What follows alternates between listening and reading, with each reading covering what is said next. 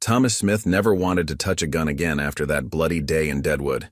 The old blacksmith thought he'd buried his past along with his legendary reputation, until a gang of ruthless bandits gave him no choice but to reveal who Iron Hand Smith really was. Before we jump back in, tell us where you're tuning in from, and if this story touches you, make sure you're subscribed because tomorrow, I've saved something extra special for you. The late afternoon sun cast long shadows across Silver Creek's dusty main street as Lucas Red McCain and the Hawkins brothers rode into town. Their horses' hooves kicked up clouds of dust, and their spurs jingled against the wooden boardwalk as they made their way toward the blacksmith shop. The steady rhythm of hammer-striking anvil echoed through the quiet street, a familiar sound that had become as much a part of Silver Creek as the church bells or the morning crow of roosters. Thomas Smith didn't look up from his work when the three men darkened his doorway.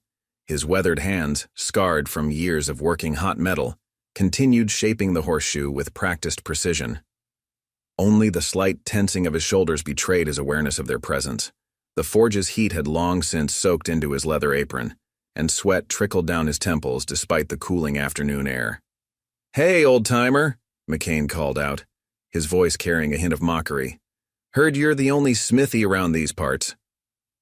Thomas set down his hammer deliberately, taking his time as he adjusted the piece of metal he'd been working on. "That's right." His voice was rough from years of working the forge, but steady. The calluses on his hands spoke of honest work, but there were other scars there too, ones that told different stories. The younger Hawkins brother, Jesse, snickered and spat a stream of tobacco juice that barely missed Thomas's boots. "Need some work done on our horses. Heard you're cheap." "Fair prices for honest work," Thomas corrected, finally looking up. His gray eyes, sharp despite his age, took in their well-worn gun belts and the confident way they carried themselves. He'd seen their kind before, back when he wore a different kind of iron on his hip. These men were trouble, plain as day. "Well then," McCain stepped closer, the floorboards creaking under his weight. The smell of tobacco, whiskey, and trail dust followed him. "We need new shoes for 3 horses, and since we're temporary visitors to your fine town, we'll need it done by morning." Thomas wiped his hands on his leather apron, taking note of the way the older Hawkins brother, Will, kept his right hand hovering near his gun. 2 decades ago, Thomas would have already calculated the distance to his own weapon, mapped out shooting angles, and counted bullets. But those days were behind him now. Or so he'd thought. "Got 4 other jobs ahead of you?" he said, gesturing to the row of waiting work. "Can't be done till end of week. That's just how it is." Will Hawkins's hand drifted closer to his gun, fingers drumming against the worn leather holster. "That ain't what we wanted to hear, old man. Maybe you need some motivation to adjust your schedule?"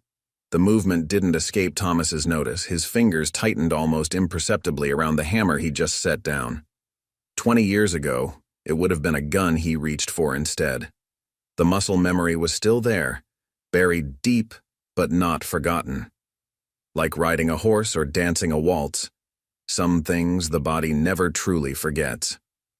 "Is there a problem here, gentlemen?"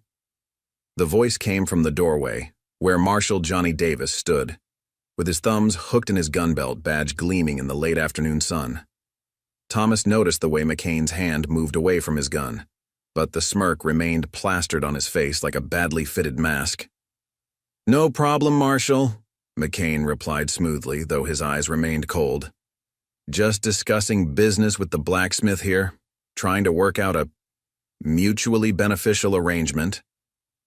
Davis's eyes narrowed as he studied the 3 men. His right hand rested casually near his gun, but Thomas could see the tension in the young lawman's shoulders. "This is a peaceful town, boys. Let's keep it that way. Whatever business you have, it can wait till morning."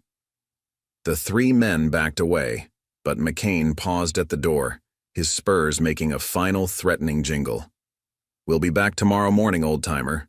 Best have those shoes ready. Hate to see anything happen to such a fine establishment." After they left, Davis turned to Thomas, concern etched on his features. "You all right? Been dealing with their kind since before you were wearing that badge, Johnny." Thomas picked up his hammer again. But his hands were trembling slightly, not from fear, but from the effort of controlling the old instincts that had suddenly surged to life. The familiar weight of the hammer helped steady him, though it wasn't the kind of iron that had once made him famous. "I know who they are," Davis said quietly, moving closer to avoid being overheard. "McCain and his gang have been causing trouble up and down the territory. 3 banks were robbed in the last month, 2 men dead. They're getting bolder." Thomas nodded, already back at work, letting the rhythm of the hammer drown out the memories trying to surface. "Then you best keep an eye on the bank." "And you best be careful," Davis replied, his young face showing genuine concern. "Those men don't take kindly to being refused. They've been known to burn down businesses that don't cooperate. I stopped being afraid of men like that a long time ago." Thomas's hammer struck the anvil with renewed force, drowning out any response the marshal might have made. The sound echoed through the shop like distant gunfire. As Davis left, Hannah Jones, the schoolteacher, approached the shop carrying a broken bell.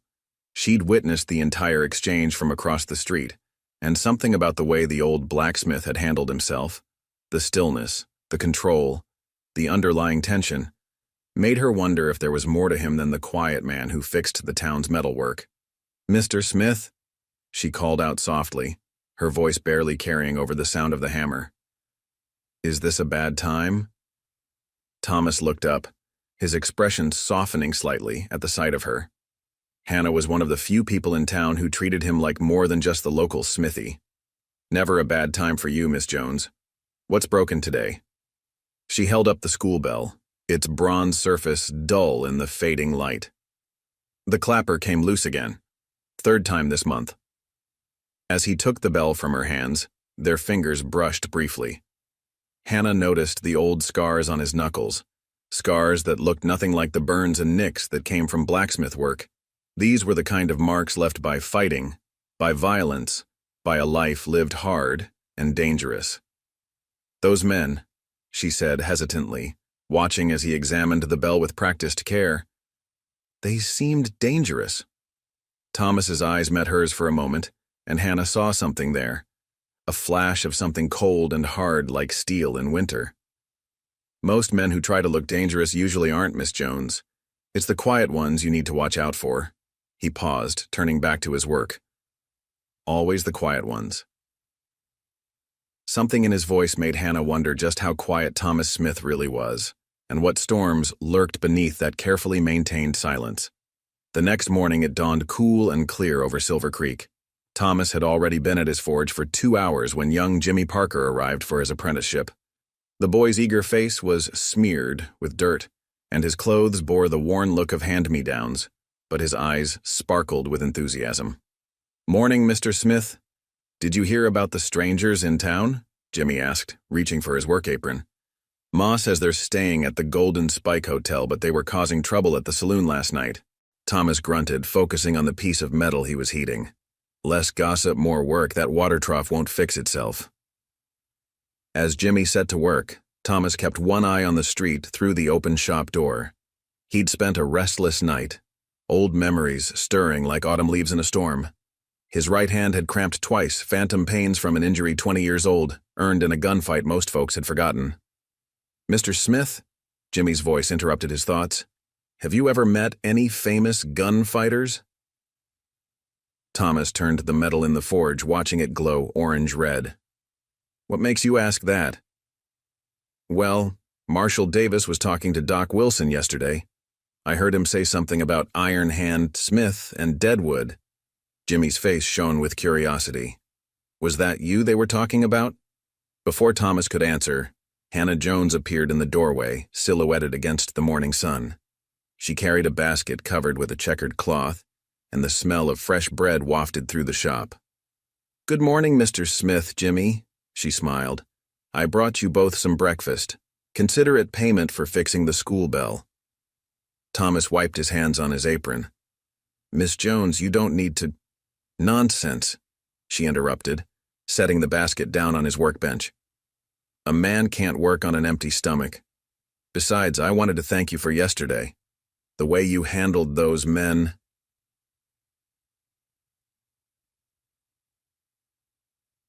Wasn't nothing special about it, Thomas muttered, though he accepted the bread she offered. Just an old man trying to run his business. Preparing and narrating this story took us a lot of time, so if you are enjoying it, subscribe to our channel. It means a lot to us. Now back to the story. Hannah studied him thoughtfully. Is that all it was? Because I've been teaching here for 3 years, Mr. Smith, and I've never seen you back down from anyone. But I've never seen you afraid either. Fear's a luxury I gave up long ago, Miss Jones. Thomas turned back to his forge, but Hannah noticed how his scarred hands trembled slightly as he picked up his tools. The morning passed quietly. Thomas showed Jimmy how to properly shape metal for the water trough, his patience evident in every instruction. Hannah lingered longer than usual, grading papers at the corner of his workbench, occasionally glancing up to watch him work. Around noon, Marshal Davis stopped by, his expression grave. Thomas, got word from Cedar Ridge. McCain's gang hit their bank 2 days ago. Left 2 deputies dead. Thomas continued working, but his hammer strikes became more forceful. That's Cedar Ridge's business, not ours. Could be our business soon enough, Davis lowered his voice. Banks have a big payroll coming in tomorrow. Wells Fargo wagon, usual route. Then change the route, Thomas suggested, not looking up. Too late for that. Just keep your eyes open, old friend. Davis touched the brim of his hat to Hannah and left. As the afternoon wore on, Thomas couldn't shake the feeling of impending trouble. He'd known men like McCain before, had been the one to stop them, back when his reputation alone was enough to make most outlaws think twice. Mr. Smith? Jimmy's voice pulled him from his thoughts. How come you never wear a gun? Most men around here do. Thomas glanced at Hannah, who had looked up from her papers with interest. Because, Jimmy, when a man carries iron on his hip, sooner or later he's expected to use it. And using it changes a man, every single time. Is that why you became a blacksmith instead? Hannah asked softly. Thomas met her eyes, seeing understanding there rather than judgment. Working iron's honest work, Miss Jones. The only thing it kills is ignorance and rust. As the sun began to set, casting long shadows through the shop, Thomas couldn't help but wonder how much longer he could keep his past buried. The weight of his former life pressed down on him like an anvil, and somewhere in town, 3 dangerous men were planning something that might force him to pick up the kind of iron he'd sworn never to touch again. Hannah gathered her papers, preparing to leave. At the door, she paused. Mr. Smith, whatever happens, I just know that Silver Creek needs its blacksmith. The man you are now matters more than the man you might have been. Thomas watched her walk away, her words echoing in his mind like hammer strikes on hot metal. 20 years ago, he'd been a different kind of craftsman, one who shaped law out of lead and order out of chaos. Now he shaped metal instead of destinies, and he'd thought that would be enough. But as the evening shadows lengthened and memories of Deadwood haunted his thoughts, Thomas Smith wondered if a man could ever truly escape what he was born to be. The following morning brought an unseasonal chill to Silver Creek. Thomas arrived at his shop before dawn, as was his habit, but found the door already unlocked. Inside, McCain and the Hawkins brothers waited, their forms dark shapes against the pale light filtering through the windows. Morning, old-timer, McCain drawled, striking a match against the workbench. The small flame illuminated his weathered face and the ugly scar that ran from his left eye to his jaw. Thought we'd have an early discussion about those horseshoes. Thomas moved toward his forge, his movements deliberate, calculating distances and angles just as he had in his former life. Already told you my answer. See, that's the problem. McCain stepped forward, the match illuminating his cruel smile. We're not here for horseshoes. Bank's getting a big payroll today. Wells Fargo wagons coming through, and we need someone who knows metal. Someone with special skills. Need someone to crack a safe, you mean? Thomas replied, his voice steady despite the familiar tension building in his chest, the same tension he'd felt before every gunfight in his past. Will Hawkins laughed, the sound echoing off the shop's walls. Smart for an old man, but we're not asking. His hand rested on his gun belt, fingers drumming against the worn leather. Jesse moved behind Thomas, pressing a gun against his back. The cold steel brought memories flooding back, memories of smoky saloons and blood-stained streets. You're going to help us, or that pretty school teacher might have an accident. Seen her spending time here. Would be a shame if something happened to her or those children she teaches. Thomas felt something stir inside him. A cold, familiar anger he'd buried years ago along with his guns and his reputation. His right hand flexed involuntarily, remembering the weight of iron. Touch her, and what happens next will make Deadwood look like a church social. The words slipped out before he could stop them. McCain's eyes narrowed in the dim light. Deadwood?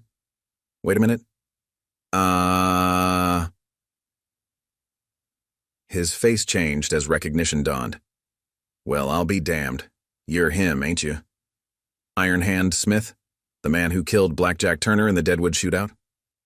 That was a lifetime ago, Thomas said quietly. But his hands had already mapped the distance to every weapon in the shop. Hammers, pokers, heated metal rods. Old habits died hard, and some never die at all. Boys, McCain grinned, showing tobacco-stained teeth. Looks like we got ourselves a genuine legend, man who killed the fastest gun in the Dakota Territory working as a small-town smithy. He gestured with his gun. Get his tools. He's coming with us. The sound of footsteps outside interrupted them. Hannah's voice called out, Mr. Smith, are you there? I brought some fresh bread for you and Jimmy. Thomas tensed, but McCain pressed his gun harder against his ribs. Send her away. Nice and easy. Don't try to be clever, legend. My boys are mighty quick with their guns, even if they ain't as famous as Blackjack Turner was. Stay outside, Miss Jones, Thomas called out, his voice carefully controlled. Shop's closed this morning. Got some private business to attend to. There was a pause. Thomas could almost see her concerned face through the wall. Is everything all right? I heard voices. And you never closed the shop this early. Tell her. McCain whispered, his breath hot against Thomas's ear. Or the Hawkins boys will bring her in here, and things will get unpleasant. It's really unpleasant. Thomas closed his eyes for a moment, remembering another time when his choices had led to innocent people getting hurt. The screams from that day in Deadwood still haunted his dreams. Everything's fine, Miss Jones. Just having an early meeting with some customers. Please go. Tell Jimmy he can have the morning off. He heard her hesitate, then slowly walk away. Each footstep felt like a hammer strike on his conscience. McCain chuckled. Smart woman. Now, here's what's going to happen. You're going to walk with us, nice and quiet. When the wagon comes, you'll do what needs doing. After that, if you're lucky, we might let you crawl back to your little shop. And if I refuse? Thomas asked, though he already knew the answer. Then we burn this town to the ground, starting with the schoolhouse. McCain's voice hardened. Your choice, legend.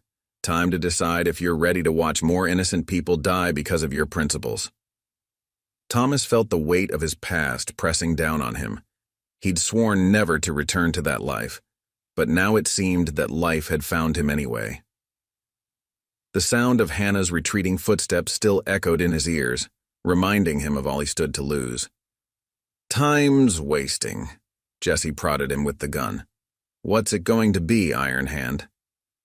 Thomas slowly reached for his tool bag, each movement measured and precise. I'll need my tools, can't crack a safe with just my reputation. As they marched him out the back door, Thomas caught a glimpse of Hannah watching from the schoolhouse window. Her face showed concern, and he knew she'd seen enough to understand something was wrong. He could only hope she'd have the sense to warn Marshall Davis without getting herself hurt.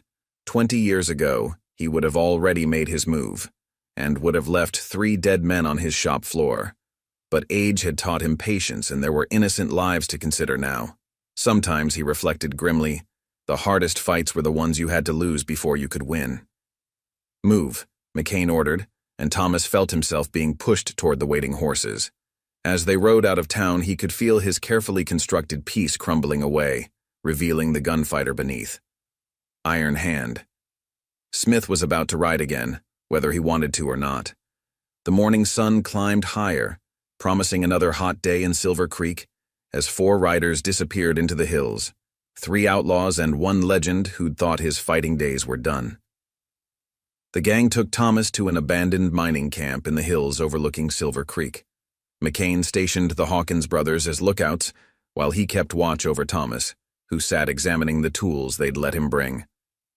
"Quite a fall from grace," McCain smirked, cleaning his gun with practiced ease. A legendary Iron Hand Smith reduced to cracking safes for common thieves. Thomas continued sorting his tools, his weathered hands moving with deliberate precision. Man's gotta eat. "You know what I heard about Deadwood?" McCain leaned forward. "Heard you killed Turner and 5 others that day. Then it just disappeared. Some said you died. Others said you lost your nerve." "Stories grow tall with time," Thomas replied, though his right hand twitched at the memory. Down in Silver Creek, Hannah Jones burst into Marshall Davis's office, her face flushed from running. "Marshall, something's wrong. Mr. Smith's been taken." Davis looked up sharply. "Taken? By whom?" "McCain and his men. I saw them leaving town, heading toward the old mines." She caught her breath. They had guns on him. Damn. Davis strapped on his gun belt. "Miss Jones, I need you to keep this quiet. Last thing we need is panic when that payroll comes through." Back at the camp, Thomas worked methodically, appearing to prepare for the safe cracking while actually studying his captors. Jesse Hawkins was young, nervous, trigger-happy. Will was steadier, more dangerous. But McCain was the real threat. Cold, calculating, and smart enough to know that Thomas might still be dangerous. "Have you ever thought about going back to it?" McCain asked, watching Thomas work. "The gunfighting?" "Every day," Thomas answered honestly. "Then I remember why I stopped." "Because of Turner's girl?" McCain's words hit like a physical blow. "Yeah, I know that story too. How she got caught in the crossfire. Must be hard living with that." Thomas's hand stilled. "You trying to make me angry, McCain?" "Just making conversation." McCain grinned. "Besides, the way I hear it, Turner drew first. Wasn't your fault his daughter picked that moment to run to her papa." In town, Jimmy Parker noticed something odd about the workshop. Tools were scattered, a chair overturned. He found Hannah at the schoolhouse. "Miss Jones? The shop's all messed up and Mr. Smith ain't there." Hannah placed a gentle hand on his shoulder. "Jimmy, I need you to do something important. Watch the shop, but don't tell anyone what you've seen. Can you do that?" The boy nodded solemnly. "Is Mr. Smith in trouble?" "Marshall Davis is handling it," she assured him, though her heart was heavy with worry. As the sun climbed higher, Thomas continued his preparations, each movement a careful balance between appearance and reality. He'd spent 20 years trying to forget the skills that had made him famous, but they came back easily, too easily. "You know what your problem is, Smith?" McCain said, checking his pocket watch. "You got soft, started caring about people. That's why Turner almost killed you, because he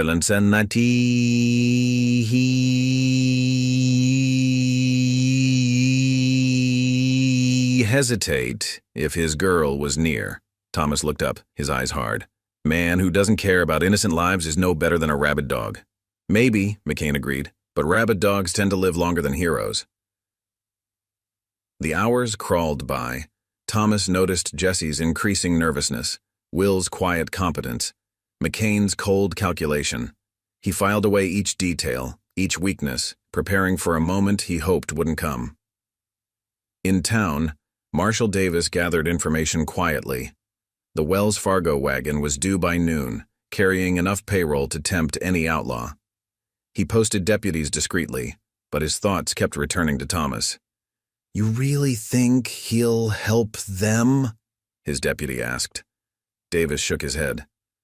"Man like Thomas Smith? He's got something planned.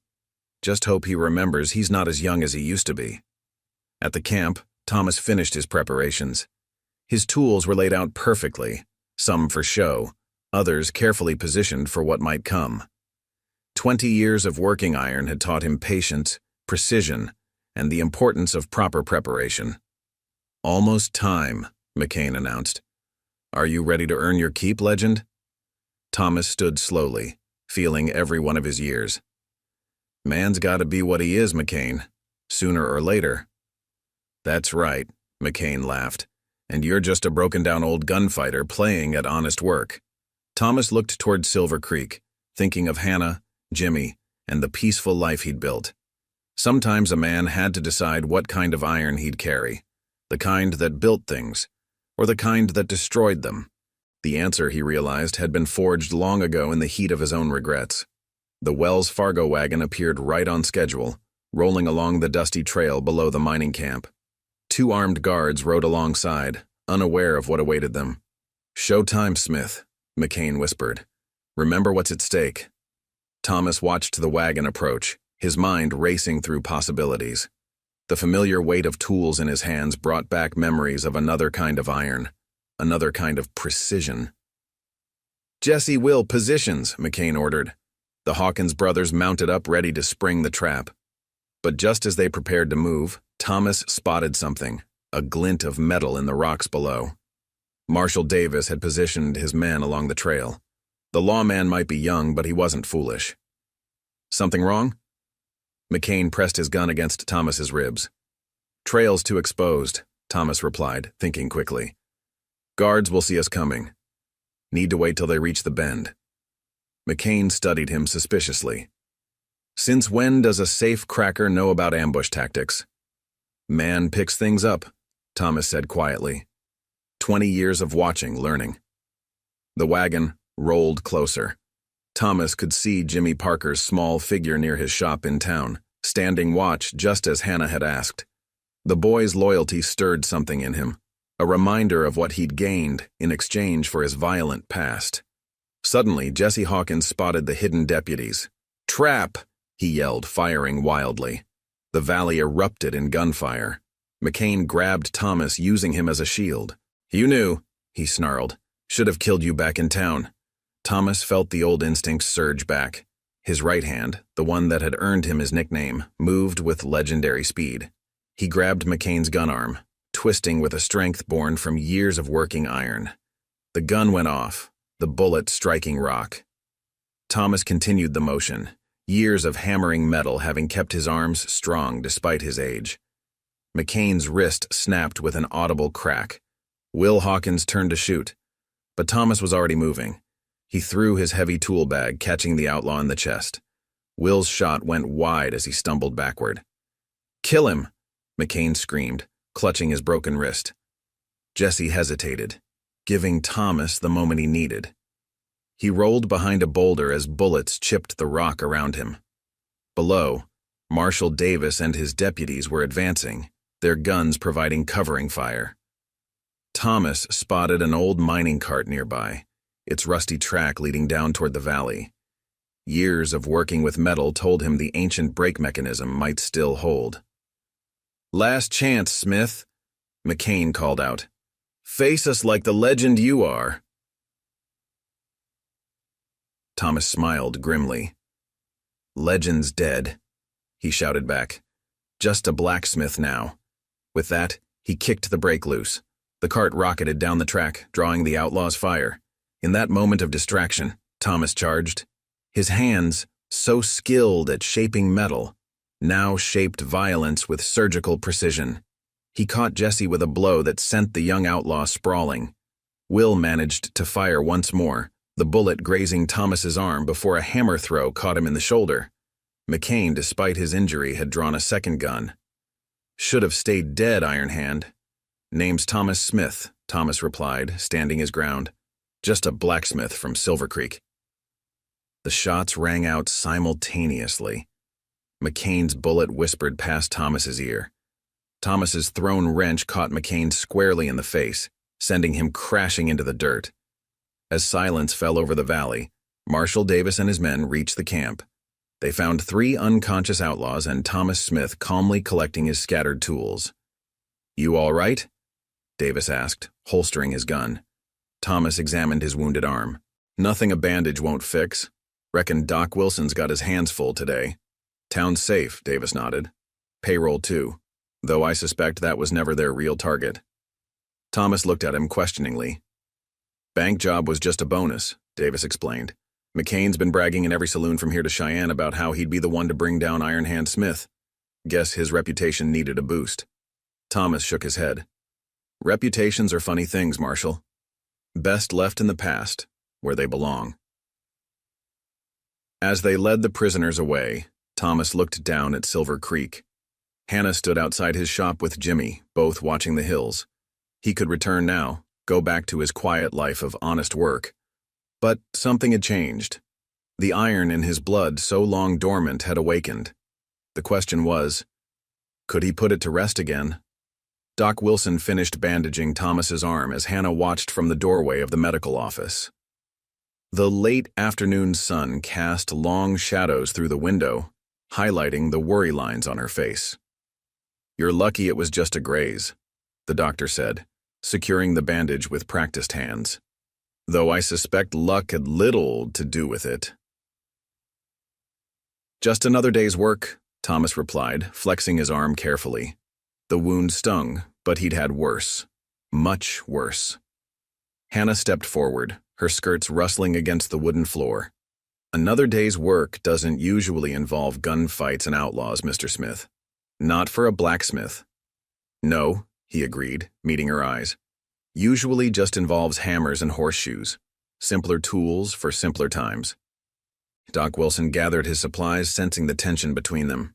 "I'll give you two a moment, Thomas. Keep that arm clean. And try to avoid any more bullets for at least a week." He chuckled at his own joke as he left the room. After he left, Hannah moved closer, close enough that Thomas could smell the light lavender scent she wore. "You could have been killed today. Those men weren't just common thieves. Been facing that possibility longer than I care to remember." Thomas stood, wincing slightly as the movement pulled at his wound.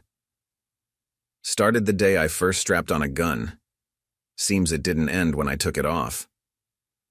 "Tell me about Deadwood," Hannah said quietly, her hand resting on his uninjured arm. "I need to understand who you were, who you are." Thomas was silent for a long moment, staring out the window at his shop across the street. The forge still smoked faintly, tools scattered from the morning's confrontation. Black Jack Turner was the fastest gun in the territory, had a reputation for killing men just to prove he could. Law couldn't touch him.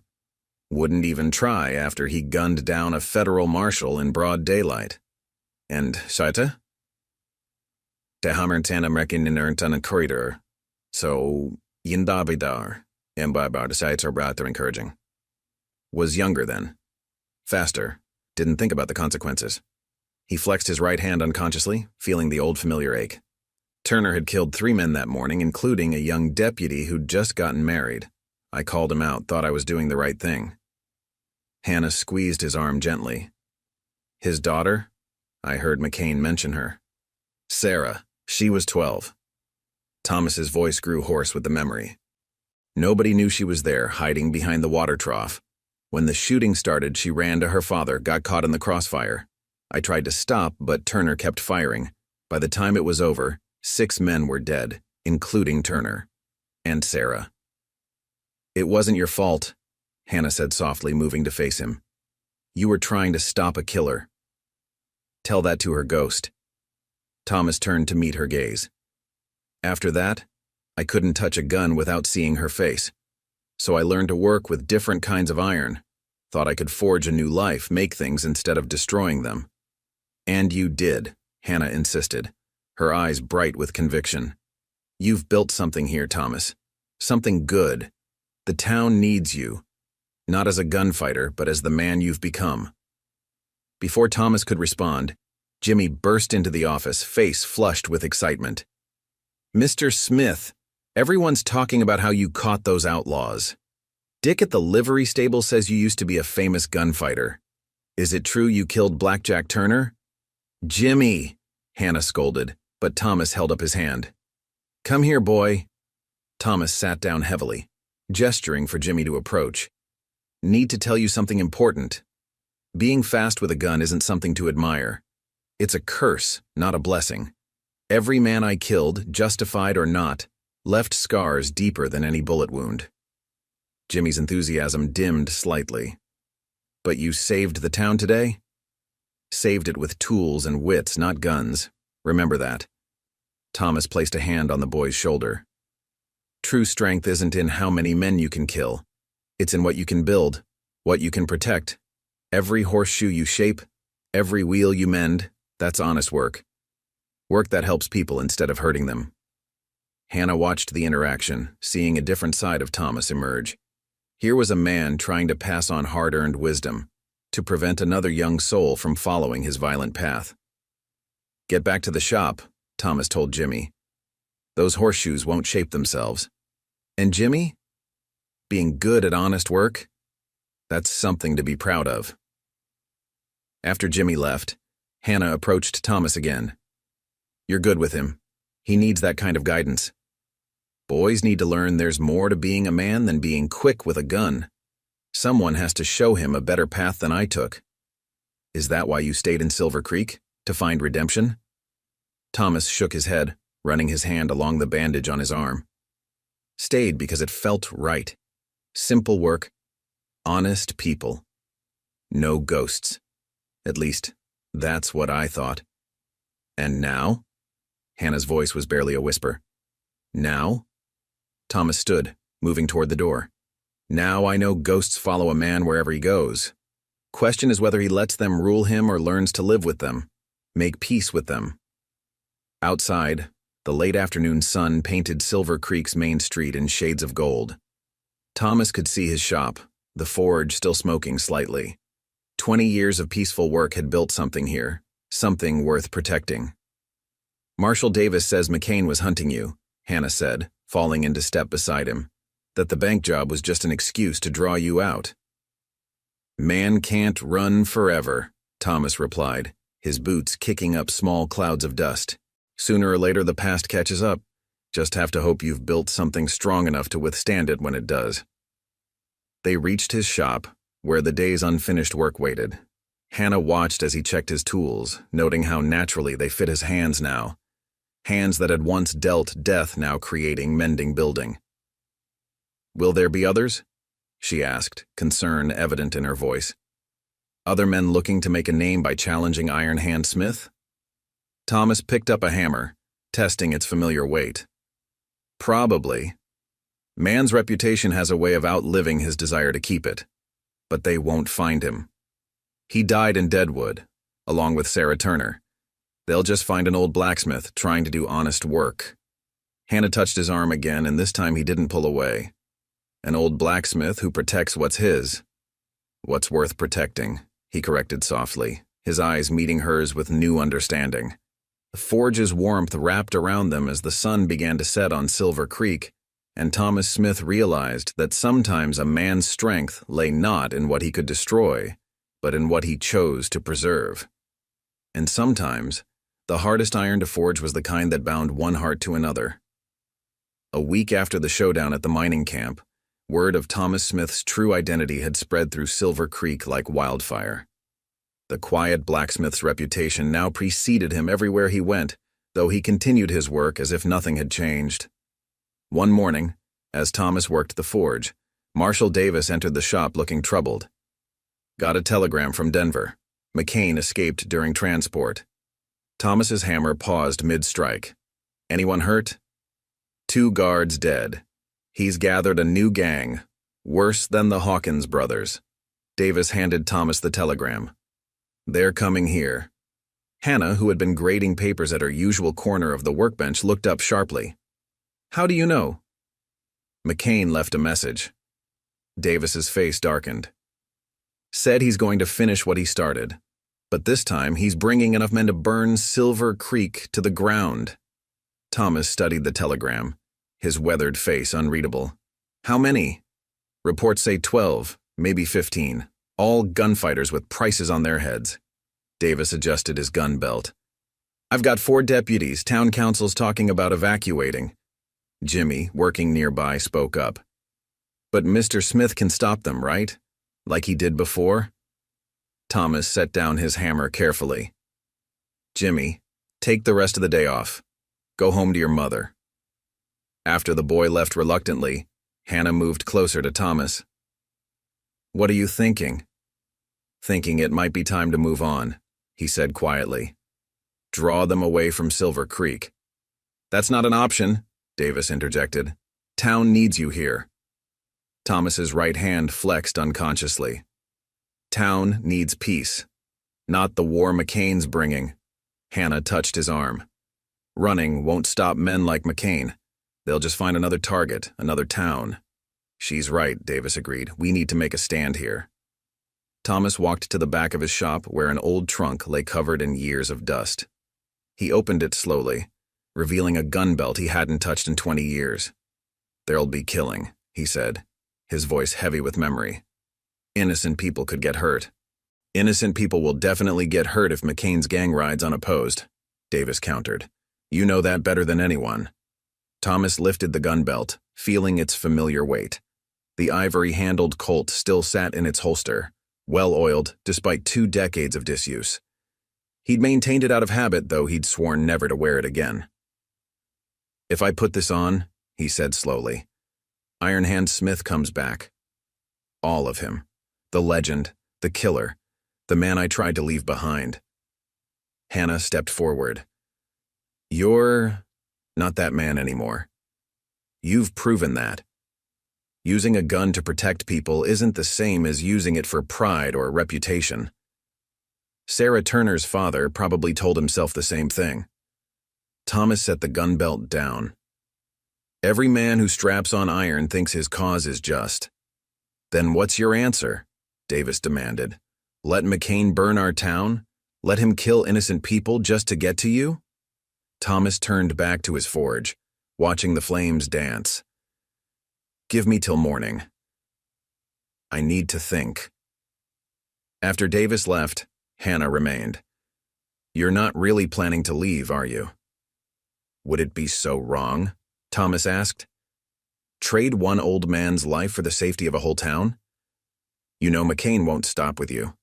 Men like that never do." Hannah moved to stand beside him at the forge. "Besides, this is your home now. You've earned the right to defend it." Thomas picked up his hammer again, its weight comforting in his hand. "Home," he repeated softly. "Been a long time since I had one of those." "Then fight for it," Hannah urged. "Not as Iron Hand Smith, but as Thomas Smith, the man who built something here worth protecting." As darkness fell over Silver Creek, Thomas worked late into the night, his hammer ringing against the anvil with purposeful strikes. He was forging something special, not for McCain or his gang, but for himself. Something to remind him of who he'd become and what he was fighting for. The old gun belt lay on his workbench, a reminder of past choices and their consequences. Tomorrow would bring new choices, new consequences. But for now, Thomas Smith worked his forge, letting the familiar rhythm of honest labor guide his thoughts toward morning's decision. Dawn broke over Silver Creek with an ominous red sky. Thomas stood in his shop, examining what he'd spent the night creating. A leather vest with carefully worked metal plates sewn between the layers. Not enough to stop a bullet entirely, but enough to maybe slow one down. The old gun belt lay beside it, the ivory-handled Colt catching the early morning light. 2 decades of peace ended today, one way or another. Hannah entered without knocking, carrying coffee and bread. "You didn't sleep?" "Couldn't." Thomas gestured to his creation. "Been busy." "Marshal Davis says McCain's gang was spotted 10 miles out." She set down the provisions. "Town council's ordering women and children to the church basement." Thomas nodded, buckling on the gun belt. The familiar weight settled against his hip like a ghost's touch. Good. Fewer innocent people in the street. "I'm staying," Hannah declared. "Someone needs to help tend the wounded." "Hannah," Thomas started, but she cut him off. "Don't tell me it's too dangerous. I'm not Sarah Turner, and you're not the same man who fought in Deadwood." Thomas studied her face, seeing the determination there. "No, I suppose I'm not." Marshal Davis arrived with his deputies, all armed and grim-faced. "McCain's got 13 riders. They'll be here within the hour." 13 against 5, one deputy muttered. "Ain't good odds." "Numbers don't tell the whole story," Thomas said, checking his gun's action. The mechanism moved smoothly, maintained even when unused. McCain's men are riders, not fighters. They'll bunch up, try to overwhelm us with numbers. What's your plan? Davis asked. Thomas moved to the shop's door, surveying the street. Town's got 3 main approaches. You and your men take the east and west ends. I'll handle the middle. Alone? Hannah protested. Best shot in town should be where the heaviest fighting is, Thomas replied. Besides, I've got something they don't. What's that? Home ground. He patted his forge. 20 years learning every inch of this shop, this street. That's worth more than speed or numbers. As the sun climbed higher, Thomas made final preparations. He'd positioned tools strategically around his shop and the street outside. Hammers, tongs, metal rods, all within easy reach. The forge burned hot, ready for use. Mr. Smith? Jimmy's voice came from the back door. Ma sent me to the church, but I wanted to say, be careful. Thomas knelt before the boy. Jimmy, remember what I told you about true strength? About building things instead of destroying them? Sometimes, Thomas said carefully. A man has to destroy to protect what he's built. But that doesn't make the destruction right, just necessary. After Jimmy left, Hannah helped Thomas into the armored vest. It's heavier than it looks, she observed. Iron always is, he replied, whether you're working it or wearing it. The first warning shot came just before noon. McCain's voice boomed down the street. Iron Hand, come out and face your reckoning. Thomas checked his gun one final time. Hannah, get to the church. Thomas, she grabbed his arm. Promise me you won't let the past control you. Promise me you'll come back. He met her eyes. Can't promise that, but I can promise I'm fighting for the right reasons this time. With that, he stepped out onto the street. McCain and his gang spread out before him, their horses nervous in the tense silence. Figured you'd run, McCain called out, his broken wrist still bandaged. Guess the legend's got some iron left in him after all. Thomas's voice carried clearly in the morning air. Not a legend, McCain, just a blacksmith defending his home. The street held its breath, waiting for the violence to begin. And Thomas Smith, who had spent 20 years trying to forget the feel of a gun, prepared to remember, not for vengeance or reputation, but for something far more precious. Behind him stood his shop, his forge, his home. Before him stood 13 men who threatened everything he'd built. The choice, he realized, had never really been a choice at all. The first shots exploded like thunder down Silver Creek's main street. Thomas dove behind a water trough as bullets splintered wood around him. Marshal Davis and his deputies emerged, weapons trained on McCain. The street filled with townspeople coming out of hiding. Hannah ran to Thomas, checking his wounds. The vest worked, he assured her. McCain laughed bitterly as Davis handcuffed him. You really have changed, Iron Hand. Time was, you'd have put that last bullet between my eyes. Thomas watched them lead McCain away. That man died in Deadwood. I aimed to keep him dead. Hannah touched his arm. You protected the town without becoming what you feared. Maybe, Thomas replied, looking at his shop, scarred but standing. Or maybe I finally learned there's more than one kind of strength. The sun climbed higher over Silver Creek, and Thomas Smith, not Iron Hand, not the legend, just a blacksmith who'd found something worth fighting for, turned back to his forge. There was honest work waiting, and he had a lifetime of peace to forge anew. 1 month after the shootout, Silver Creek had returned to its normal rhythms. Thomas's shop rang with the familiar sound of a hammer striking an anvil, though bullet holes still marked some of the walls. He'd left them there, not as reminders of violence, but of what had been protected. Mr. Smith, Jimmy called out, holding up a newly shaped horseshoe. How's this one look? Thomas examined the boy's work carefully. Getting better. Remember what I taught you about angles? Horses' comfort depends on that. Hannah entered carrying her usual basket of lunch. Her presence in the shop had become as natural as the forge's heat. "The council meeting went well," she announced. "They've appointed Thomas as the town's new deputy marshal." "Part-time only," Thomas clarified, returning to his work. "Got enough iron to shape right here." The position had been Davis's idea.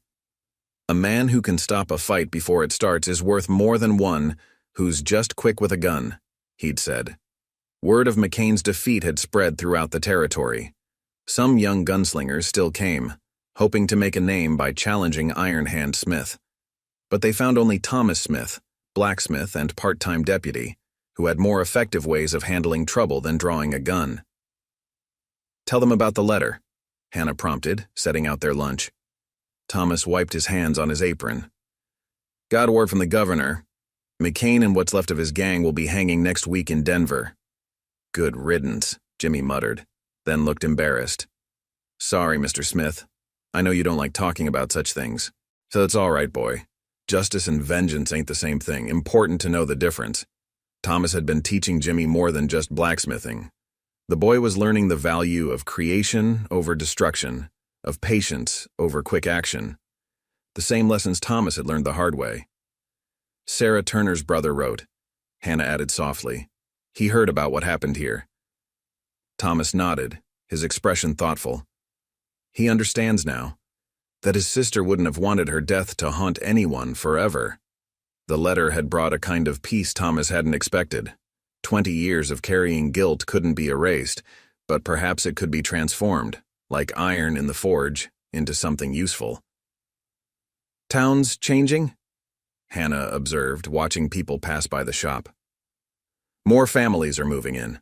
Less trouble since word got out about McCain." "Town's growing up," Thomas agreed. "Might need to take on another apprentice soon." Jimmy looked alarmed until he saw Thomas's slight smile. The boy had become like a son to him, another piece of the life he'd built here. As the afternoon sun slanted through the shop windows, Thomas showed Jimmy how to work a complex piece of metal. His hands, still strong and sure, guided the boy's movements. The old gun belt hung on a peg in the corner, gathering dust again. "Have you ever missed it?" Jimmy asked suddenly. "Being famous?" Thomas exchanged a glance with Hannah. "Fame's like fool's gold, boy. Shines bright but ain't worth much. What matters is building something that lasts." He looked around his shop, at the forge that had given him purpose, the tools that had helped him protect his home, the people who had become his family. Iron Hand Smith was just a story now, a cautionary tale about the price of violence and the possibility of redemption. "Besides," he added, "and still got plenty of legend-making to do right here. These horseshoes won't forge themselves." The hammer rang against the anvil, its rhythm steady and sure. Outside, Silver Creek went about its business, secure in the knowledge that it was protected not by a gunfighter's reputation, but by a blacksmith's strength and wisdom. Thomas Smith had finally found his true calling, not in the iron that killed, but in the iron that built, that mended, that endured. And in the end, that made all the difference. 1 year after McCain's defeat, Thomas's smithy had become more than just a shop. It was a school, a sanctuary, and a symbol of Silver Creek's transformation. The original workshop had expanded, with a new wing dedicated to teaching young craftsmen. The sound of multiple hammers striking anvils filled the air, a symphony of creation that had replaced the crack of gunfire. Thomas worked his forge while Hannah sat nearby, reading to Jimmy and the newer apprentices from a book about metallurgy. Her presence had brought warmth to the shop that had nothing to do with the forge's heat.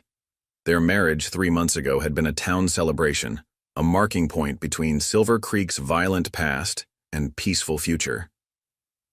"Iron isn't just something you shape," Thomas explained to his students, holding up a glowing piece of metal. "It shapes you back, teaches patience, precision, respect for both its strength and limitations. Like life itself, you can't rush it or force it. You have to work with it, understand it." Jimmy, now his head apprentice, demonstrated techniques to the newer students. The boy had grown in the past year, not just in height, but in confidence and skill. His hands, once uncertain, now moved with the same sure precision as his teachers. A rider appeared in the doorway, young, with a gun belt worn low. Thomas recognized the look. Another would-be legendary hunter came to make a name for himself. They still appeared occasionally, drawn by stories of Iron Hand Smith, but they found something different than they expected. "You Iron Hand Smith?" the stranger asked, his spurs jingling against the wooden floor. "Name's Thomas. Just Thomas now." He continued working, not looking up. "If you're here for trouble, save us both some time and ride on. Got more important things to do than dance with young guns." The young man's hand hovered near his weapon. "Came a long way to make my reputation. They still tell stories about you in Deadwood." "Then make it doing something worthwhile," Thomas replied, gesturing to his forge. "Could always use another apprentice." "Stories ain't worth much compared to honest work." Hannah watched the exchange from her corner, remembering how differently Thomas would have handled such challenges a year ago. The young gunslinger hesitated, caught off guard by the offer and the calm certainty in Thomas's voice. "You're saying I should be a blacksmith instead of a gunfighter?" He laughed, but there was uncertainty in his voice, a crack in the bravado. Thomas finally looked up, studying the young man. "I'm saying every man has a choice about what kind of iron he wants to work with. One kind builds things, makes lives better. Other kind just leave holes in people. I've worked with both, know which one lets a man sleep at night." By day's end, the young man, James Wilson from Kansas, had joined Thomas's growing school of apprentices. His gun belt hung on a peg, replaced by a leather apron. Another potential killer turned creator, another life diverted from the path Thomas had once walked. Marshal Davis often brought his deputies by for lessons, not in gunfighting, but in Thomas's philosophy of preventing violence before it started. "Man who knows how to work with his hands," Thomas would say, "is less likely to reach for a gun. Pride in creation beats pride in destruction every time." The old trunk that had contained his gun belt had been transformed into a tool chest. Sarah Turner's brother had sent her diary, which Thomas kept inside as a reminder, not of guilt now, but of the power of change and forgiveness. Her final entry spoke of dreams for peace, dreams that Thomas was finally helping to realize. The shop had become a gathering place. Townspeople stopped by not just for repairs, but for conversation and community. Children watched the apprentices work, dreaming of becoming craftsmen rather than gunslingers. The legend of Iron Hand Smith had evolved into something new, a story of redemption and transformation. "You've built something remarkable here," Hannah said that evening, as they watched the sun set from the shop's porch. Their hands were intertwined, matching wedding bands glinting in the fading light. "This is more than just a blacksmith shop now." "We built it," Thomas corrected, squeezing her hand. "All of us. Town, students, family." He smiled at Jimmy teaching the newer apprentices. "Future's in their hands now. Better hands than mine were at their age."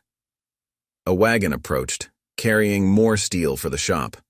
Business was booming as Silver Creek grew.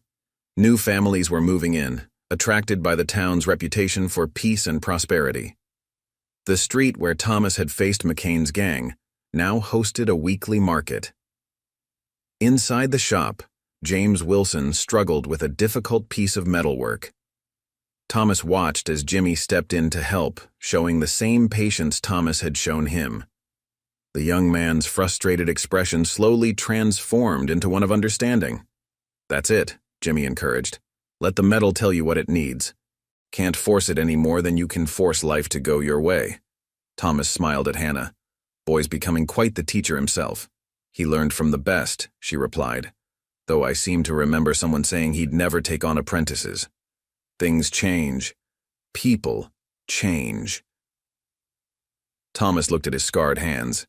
Hands that had dealt death, now dedicated to creating life. Sometimes all it takes is someone believing in that change. As evening approached, the apprentices cleaned their workstations and banked the forges. Thomas walked through the shop, checking their work, offering quiet words of praise or guidance. Each student had their own project in progress: horseshoes, plowshares, tools for the growing town. On the wall hung a framed letter from the governor, commending Thomas not just for stopping McCain's gang, but for his work in transforming Silver Creek into a model of frontier peace. Next to it was a drawing Jimmy had made of the shop, showing all the apprentices at work. A cool breeze carried the scent of sage and iron, and Thomas Smith, husband, teacher, protector, looked out over the town he'd helped forge into something stronger than steel and more precious than gold. The street lamps were being lit, their gentle glow replacing the harsh sunlight of day. The legend of Iron Hand Smith hadn't died. It had transformed, like metal in the forge, into something new and more valuable. A story not of how many men he'd killed, but of how many lives he'd changed. Each day brought new challenges, new students, new opportunities to shape not just iron, but the future itself. As darkness settled over Silver Creek, Thomas closed up the shop, the familiar routine a comfort. Tomorrow would bring more work, more teaching, more building. And that, he knew now, was the greatest adventure of all. Up next, you've got 2 more standout stories right on your screen. If this one hits the mark, you won't want to pass these up. Just click and check them out. And don't forget to subscribe and turn on the notification bell so you don't miss any upload from us.